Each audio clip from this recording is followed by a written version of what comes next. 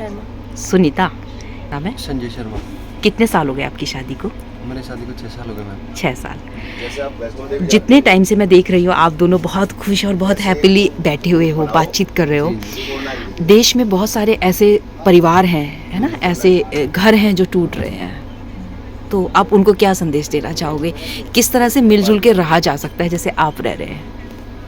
प्यार से और एक दूसरे पे विश्वास करके। प्यार की परिभाषा क्या होगी? एक दूसरे को समझना, उनके दुख सुख हर चीज को महसूस करना।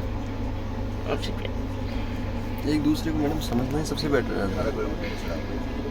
जैसे मैंने इनको समझा, इन्होंने मेरे को समझा।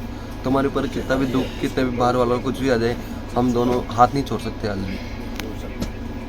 भी लोग कुछ भी कहते रहे, पर हम दोनों आज भी इसका हाथ मैंने पकड़ लिया तो कभी नहीं छोड़ सकता मैं इसका।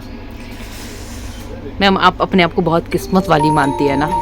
एक ऐसा लॉयल पर्सन बहुत मुश्किल से मिलता है, बहुत मुश्किल से आपको मिले हैं। क्या कहना चाहेंगे कि एक हस्बैंड को किस तरह से रखना चाहिए एज ए वाइफ, जैसे कि और जितनी धर्म पत्नियां हैं वो इस बात से सीखें आपसे कि किस तरह से हस्बैंड को रखें, जिस तरह से हस्बैंड इस तरह के स्टेटमेंट दे किसी भी इंटरव्यू में कि मैं इनका हाथ नहीं छोड़ सकता हूँ कभी भी। हाँ, मैं भी नहीं छोड़ सकती, क्यों ये हमेशा दुख सुख में हमेशा मेरा साथ देते रहते हैं, हर टाइम। कभी भी मतलब अकेला कभी फील नहीं करवाते मेरे को भाई मैं अकेली हूँ। और मैं ये ऐसा नहीं लगता कि मैं ससुराल में यानी बहू हूँ, बिल्कुल भी नहीं।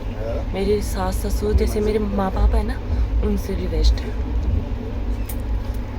यानी बेटी बन के रहती हूँ मैं बहुत अच्छा, अपने ससुराल। बहुत अच्छा। आपको अपनी पत्नी से कभी कोई शिकायत रही? शिकायत तो बहुत सारी है। उन शिकायतों का निदान कैसे होता है? कुछ नहीं मैडम, प्यार की बात है कि लड़ाई झगड़ा होता रहता है हमारे बीच में, पर ज़्यादा देर नहीं, कुछ समय के लिए, बाकी फिर दोनों एक हो जाते हैं। तो यही है। आप अपनी उम्र के युवाओं को क्या संदेश देना चाहेंगे कि पत्नी को मनाने का सबसे अच्छा तरीका क्या है?